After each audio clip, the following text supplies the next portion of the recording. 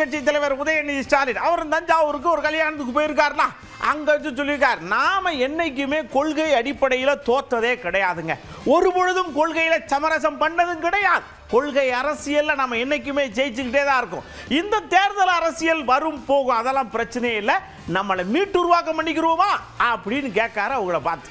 மணமகள் திருவாரூர் மாவட்டம், மணமகன் திருச்சி மாவட்டம், திருமணம் நடைபெறுகின்ற இந்த இடம் தஞ்சாவூர் மாவட்டம். மொத்தத்தில் இந்த நிகழ்ச்சி, திருமண நிகழ்ச்சி ஒட்டுமொத்த டெல்டா மாவட்டமும் சேர்ந்து ஒரு கூட்டணி அமைச்சு இந்த நிகழ்ச்சியை நடத்திட்டு இருக்கு. யார் எந்த பக்கம் போனாலும், எந்த மாவட்டம் எந்த முடிவு எடுத்தாலும் டெல்டா எப்பொழுதுமே திராவிட முன்னேற்ற கழகம் பக்கம்தான் என்பதை நிரூபிச்சு காட்டிய உங்க அத்தனை பேருக்கும் முதல்ல என்னுடைய நன்றியை நான் தெரிவிச்சுக்கிறேன்.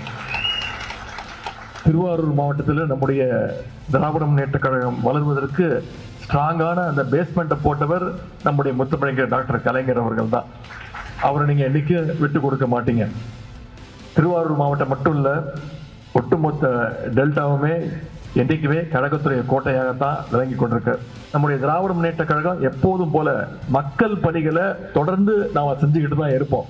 எங்களுடைய தலைவருடைய வழிகாட்டுதல் படி அதை நாங்கள் தொடர்ந்து செய்வோம்.